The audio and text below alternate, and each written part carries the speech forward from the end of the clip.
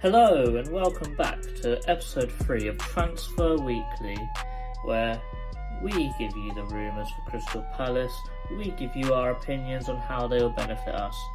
In this episode today we're going to talk about some teasers for the new Palace kit for next year, looking into the MACRON trailer mostly because we've gotten quite a few teasers there actually. We got 2 players which are said to be done already, but we'll go into that a little bit more, and when they get made official then another video will be made obviously, but until then it's your boy Jordan and this is Transfer Weekly. This summer window, we have not started this window like any other team. We have done it the Crystal Palace way, and we have done the unthinkable. The first announcement for us this window is our new kit manufacturer. Okay, so we'll be serious with this one. We're back with MACRON again. You tell me what you think about that in the comments. Just put it down there and I'll get into it now. So my personal opinion is MACRON seems like a very championship team. With the 9 years that we've had in the Premier League, I would have thought that we would have maybe got ourselves a Nike or an Adidas to celebrate this 10th season in the Prem. But, you know, it is what it is. I'm not really too fussed about it, but MACRON has delivered some bangers before. We've definitely had some incredible kits. I think one that sticks out to me is definitely the all-yellow shirt with a red and blue sash stripe going down. That was an unbelievable kit, I believe. But looking at the new Inter Milan kit, I think actually that is made by MACRON, and it is a very, very, very nice kit. You know, we'll see what happens, but remember guys, MACRON, get a size up or everyone's going to be looking like this. If you know, you know from the old days. This new kit manufacturer announcement was done through MACRON. They had a massive announcement, they made a video, and it was actually a very good video, I believe. It created hype, showing that they're back again, they're our kit maker again, we're going to get back together and rejoin greatness, da da da da da da da da. But they said the kits will be announced soon, and a Crystal Palace soon is in a couple months' time, so take of that what you will. But we're going to start off with the little teasers from what was done in the 1861 announcement. Palace changed their background, their banner in the top, in the Twitter. They made it look like this. I'll show it now. And then looking in here, you saw the yellow sort of arrow things, and that's a very telling tale of what sort of design could be in the kits. This is normally a trademark for, I think, Hummels or someone else's kit manufacturer, basically. I know that this is sort of their trademark on their sleeves. So we'll see what happens. We'll see if that could be a little swing away from this MACRON, but we don't know. At this point, we didn't know whether it was MACRON or not. But it is what it is. In this video, a very well put together video, might I add, they had 3 specific camera shots which were teasers to the new kits. All 3 kits were in the announcement video. I'll put them up now.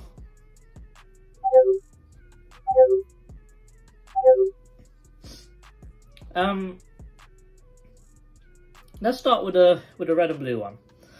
So, as we can see here, the badge is not embroidered, which is what we were all hoping for. It looks very like a rubberized badge, so it looks more like a stick. They stuck it on like as a separate badge, but they stick it on, or maybe they sew it on, we don't really know.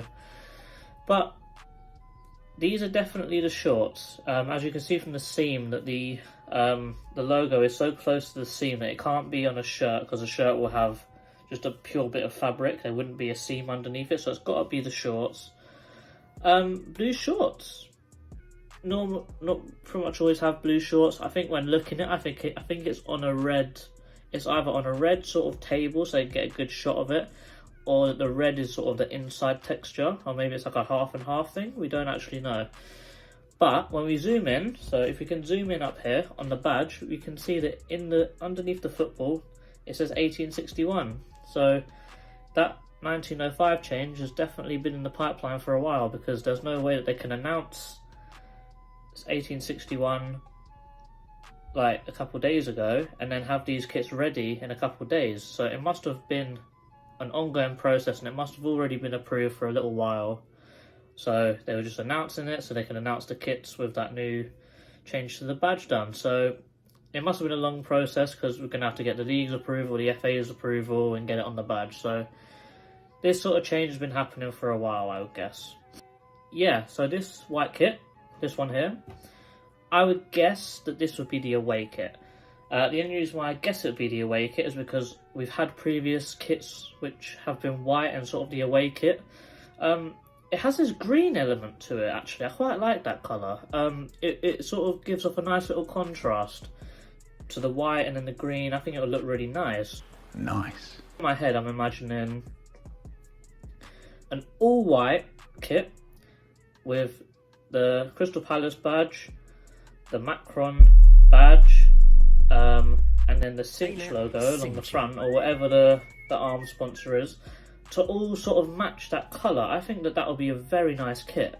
I know having the Palace logo green, having the cinch logo all green, having the MACRON logo all green might look a bit odd, but I think if you put the whole kit together, white socks with a little green touch up around the outside, I think it'll look very nice, actually. Very unique design, as we can see actually embroidered within the shorts themselves. We sort of see that arrow again from what we were talking about earlier with the Palace banner. Yeah, I'm very excited. Nice colour. We'll see what happens. And finally, this one, the navy kit. I would guess this would be the third kit. Obviously, this one and the white one, they could be away kit, third kit, away kit, third kit. We don't really know. But I don't think we've ever had a fully navy kit before. So I'm guessing that this will sort of be a trial for this new colour, for a new Palace colour, to be in a third kit, because a third kit is a bit more of an experimental kit. Maybe it could be homage to one of the 1865 kits. We don't know. 61 kits. Can't get that wrong now. As we can see, sort of the guy's hand is over the shorts. You can see the MACRON logo is white and the little badge logo there is white. So maybe something similar to the white kit, where I'm saying all white with a green. Maybe this is all navy with a white badge and a white cinch and a white MACRON. That would be a very nice kit to look at as well, I do believe. All these leaks have all been the shorts. I don't know if that's to say that maybe there's like a contrast between the shorts and the shirts. We don't really know, but I think it's interesting that all three teasers are all of shorts. But it is what it is. With MACRON, they have released some brilliant kits like this one here. This kit was very underrated. I liked it a lot, especially at the back. It had all the different parts of Croydon, of South London. You got like Lambeth, Croydon, Lewisham, I believe. I can't remember the other ones. But listen, I said it earlier. Seeing that Inter kit is looking very nice. So I've got high hopes for the kits this year. Going to be 3 very nice looking kits, and hopefully they can be nice and we can represent them on and off the pitch and support our club. Alright, let's get into it. Quickly touching on the date change, we've done a video, I'll put it right here, if you want to click it, on what all of the Eagle-Eyed Football hosts, all our opinions and your opinions on what the badge changes, what the number changes, what the year is. But I'll give a very quick rundown. My opinion, I don't really mind, as long as there is a completely solid link between the 1861 kit, the 1861 Crystal Palace, and the today Crystal Palace. I think the only issue I have with it is that the 2005 Centurions looks like a big waste of time, and that massive event for the club just seems like a wasted time. But however, we did rattle the Fulham fans, so that makes up for it in my books. Alright, let's get straight into some transfers actually. The first one, 29-year-old English 6'3" goalkeeper called Mr. Sam Johnstone. From my sources, aka Twitter, etc. Can't always believe Twitter, but you know, we go off that a little bit. We all like to get a little bit sidetracked with that. But some of the sources on there are very reliable, but we have other sources elsewhere. He signed a 4-year deal apparently. It's not confirmed by the club, but this is looking to make him our number one keeper for next year. Currently plays for West Brom. He's got a transfer value of around £10 million. He's run his contract all the way down, so we're able to pick him up on a free, which I think Doogie's done it again. Good players worth a little bit of money, but we're getting them on next to nothing for us. The general consensus of his playing style is more of he's a brilliant shot stopper. However, he struggles when kicking out from the back. He struggles when kicking under pressure, and I'm seeing some people say he's pretty bad at long shots as well, actually. But I don't know how being a good shot stopper and being bad at long shots really correlates. But I think one of his main assets is that he's very quick off his line.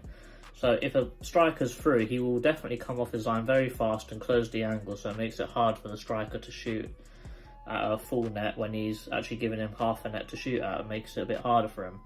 So that's always good. To his name, last year he had 15 clean sheets for West Brom for a team which finished 10th.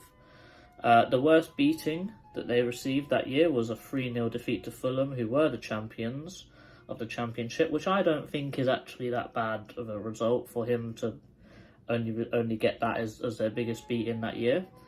Also, in that season, he saved 1 out of every 3 penalties that he was up against. Unfortunately, that's personally where I see all the positives ending for Sam Johnstone.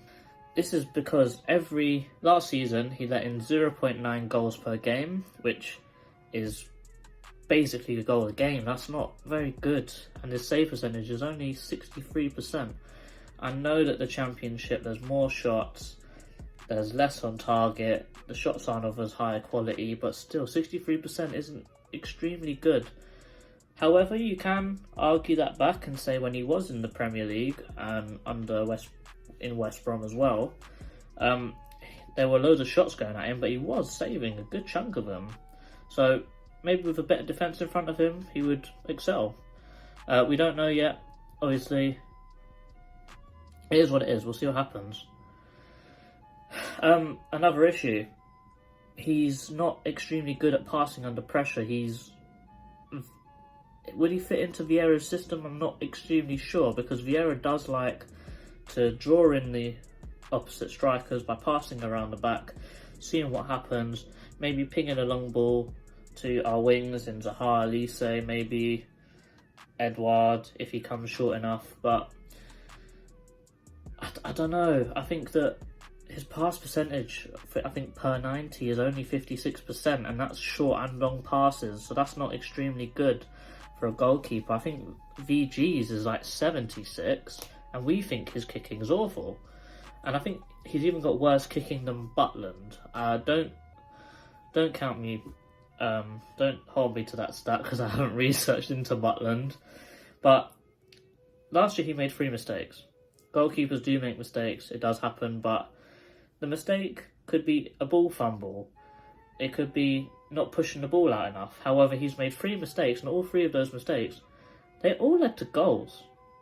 So if he makes a mistake, we need to think this ball is going in the net. That's not extremely good look on him right now. Overall, I know it sounds like I'm hating on him a lot, but I'm not, because we're just being objective with the stats here, and I'm giving you my opinion. However, on a free, this is a 7 out of 10 for me. This is due to him being free, relatively young for a goalkeeper, in 29 years old. Bear in mind VG is 36 and he's still staying on. So he's going to have a much better defence in front of him compared to when he had at West Brom. So he'll probably actually face less shots, and he'll be more comfortable to pass it short and put maybe Anderson or Gay under pressure, because maybe his pass percentage was so bad at West Brom because he couldn't trust the centre-backs in front of him to hold the ball and retain possession, so he just had to hit it long and hope for the best. We're not exactly sure. But in the Prem, very good shot stopper. 7 out of 10, free transfer, Sam Johnstone. It's a pretty good transfer to me. The news around Aaron Wan-Bissaka is heating up by the day. The 24-year-old right back is looking increasingly likely to leave Manchester United this summer. This gives us a chance to get our boy back, to get the boy back in red and blue, so he can do what he was doing when he was here before, so he can regain that form and be an absolute class act for us. His current valuation, I would suggest, would probably be about £35 million because of his age and the transfer fee which they bought him for. I think that we should go in for a loan deal. Not because I don't think he's good enough and he's worth that price tag, but we will not spend £35 million on a right back. I think that's just not a wise way of spending our money. I think that we should maybe put that kind of money into the new stand, etc, etc, etc. I think it'll be a great target. Just look at these stats. Look, I'll put it here, right here. Just have a look at that. Look, when Aaron Wan-Bissaka was with us in that 2018-19 season, that was his first full season in the Premier League. 129 clearances, which was the most in the Premier League. 129 tackles won, which was the most in the Premier League. Highest tackle success rate at 90% of all tackles that he made in that whole year. 94%, guess what? Best in the Premier League. Most take-ons completed. United fans are saying he's not good enough at attacking, but 90. You know what it is? He was very good going forwards when he was with us. Guess what? First in the Premier League. Who else was in the Premier League at this time? Trent. This is why we had this argument, people, why he was the best right back in the league at this certain time. And most interceptions in the league at 84. So, I believe we should go in for Wan-Bissaka on a loan deal, but get an option to buy at the end. This is because I think that we can't spend that much money on him. I think that if we can get him for somewhere around 20, I think that's the top dollar that we will pay on a defensive player or a right back. But he just slots straight into our first team. He will be perfect for our 4-3-3 formation. This is because when he was with us before, he can defend on his own and he can help in the attack. And if anything, with his time at United, he's developed that attacking sense to his game. He's scored some goals now. He's scored some big goals. He's played against some very, very high-level players as well. Like he's played against PSG, big teams over Europe. And he's had that European football experience. But now, he will not have the same sort of role as he did when he was here under Roy. He will now be asked to overlap. And having Wan-Bissaka, I believe it will improve our whole right side of the pitch. This is because with Wardy, Elise has to drop to help him out defending. But with Wan-Bissaka, he can actually do it. I wouldn't say he can do it himself, but I don't think he'll need as much help from Elise in this kind of situation. Elise and Townsend are both inverted wingers, and with Aaron Wan-Bissaka, I don't really think he's got that good of a left foot, so he's more right-footed, and he's got a very nice cross, not an aerial cross, a drill along the floor into the box. So, in my opinion, I think this is brilliant for us, in the sense of Elise can go forward, Wan-Bissaka can come down the outside and run straight towards the byline. This gives Elise another option. Elise can either slip the ball into Aaron to run down to the byline and cross it in, or Wan-Bissaka will go, Elise can fake the pass, the runner will go, and then he's able to cut inside. And then we can build the attacks that way. It'll be very, very good to watch, I think. And with his time at United improving them skills, he'll be more used to doing something like that now. he was at Man United and he supposedly had an awful season. All United players saying, "Oh, he's useless. Oh, you calling him Spider-Man, but he can't catch nothing. He couldn't catch a cold." Da, da, da, da, da, da, da. However, the stats, which I'll put up as I'm speaking. Sorry if I'm looking away. I'm just looking at my notes because there's a lot of stats here. He did 0.7 key passes per 90. 81 pass accuracy per 90, and 3 clean sheets, 1.7 interceptions per 90, 2.5 tackles per 90, and has never made an error which has led straight up to a goal. And listen, in a United team that's playing like how they did last year, that is pretty good stats if you ask me. But yeah, in our team, he can show his offensive capabilities, he can show his defensive capabilities. A loan next year, 9 out of 10 signing. This would be incredible for us. Get our boy back in red and blue. Come on, Aaron, let's do it. Let's bring the guys back in. Let's do it. And if we can somehow swindle a 20 million option to buy in there, and I'm almost positive that he'll re-find his previous form when playing under us. He's somewhere familiar.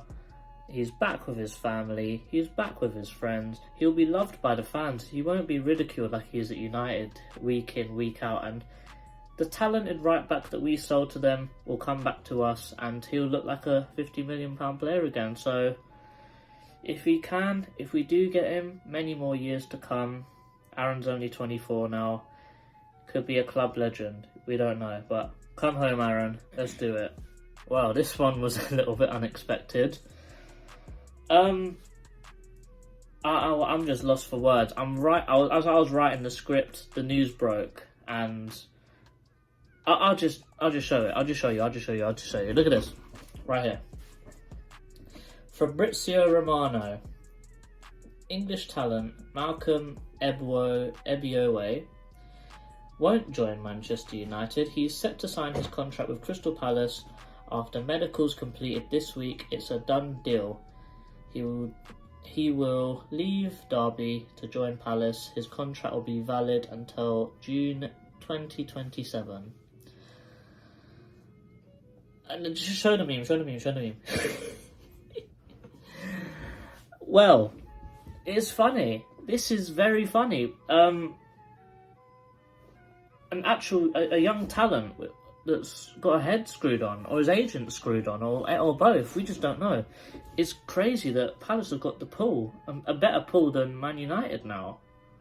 I don't think that's... I wouldn't say a better pull than Man United, but for young players, they'll see Man United and see them in a mess right now, but they'll see us on the come up, seeing us as sort of the Borussia Dortmund, the Premier League, where we'll give young players chances. We'll let them develop. He has got a much faster route into the Premier League and to first team football coming to us compared to going to Man United. And remember, this is a free transfer. This guy is an incredible young talent. He played for Fulham last year. One of Luke Plange's teammates, so maybe Agent Plange is already on the case. Remember, when looking at Crystal Palace, no news is always good news. This came out of absolutely nowhere. His medical is apparently already done. The contract is to be signed imminently. Obviously, we signed his mate Plange. It's going to be much easier for him to come and settle in if he already knows someone that's at the club as well. So those two settling in together will improve their experience a lot, I do believe. Very versatile winger as well. He mostly plays on the right, so he can be an understudy to Elise. And just imagine that you're 18 years old and you're learning from Wilfried Zaha and Michael Elise. That where else would you rather be, man? You got a guy that's been there, done it, and you've got an exciting talent that you can push him and he can push you, and you guys can fight out for the starting spot, man. And listen, Doogie's done it again. I said it with Johnstone, and I'll say it again. This is another free transfer. This guy has been wanted by most teams in the Premier League and some teams elsewhere as well. I think Mönchengladbach, I think Leipzig, I think teams like that are looking for these young, hungry players. And we got him. And that's incredible. He's an 18-year-old winger, English player, but his descent is from Nigerian. And he's got a preferred left foot, so this means he is very similar to Elise in the sense of he is a very skillful, close dribbler, inverted winger, but he has the pace and the power that I think Elise doesn't have. But I would say Elise has probably got a bit more class on the ball and a lot better shooting boots, I would say. But still, all things he can learn. Remember, he's only 18, guys. I'm still in shock, even writing the script. But I'll list off some stats. So, 16 games, 11 starts, 1 goal, 1.4 shots per 90, which means he's not afraid to have a shot at goal. And listen, if I've got one gripe with Palace over the last couple of years is we don't shoot enough. 2 assists, 37.8 touches per 90, so he's not afraid of the ball either. 4 big chances created over the season, 1.2 key passes per 90, 3 successful dribbles per 90. He's got a 50% success rate, so obviously as he learns new tricks, gets a bit stronger, gets a bit faster, gets a bit more mentally conditioned to take on players, maybe learn something from Zaha and Elise, those numbers will definitely go up. He's gotten 1.3 fouls per game, so he's showing that he's also a very smart player. He knows when to go down, he knows how to draw a foul. And all these stats are just showing that he's a great understudy for Elise and can back him up in cup matches. Maybe when Elise gets tired, he can come on and fill the gap and we won't actually be missing Elise that much. But listen, 10 out of 10 signing for me. We'll make another video when it's officially announced by Palace, but this is a real talent. We've stolen someone from Man United, which just feels alien to me. But I've got to show again, this meme sums everything up so well. And that's it for episode 3. This is Transfer Weekly. We've spoken about the kits, we've spoken about 2 guys which are imminently signing for Palace apparently. Spoken about Wan-Bissaka, and Fabrizio is a very reliable pundit, I believe. Whenever he says deal done, most likely the deal is done. But we will wait until it's officially announced by the club. Standalone videos will be out, don't worry. We'll get all the eagle-eyed crew on them ones. And as always, remember, comment below who I should cover next week, and like, comment, and as always, subscribe. This is your boy Jordan from Eagle Eye Football, and I'm out. Peace.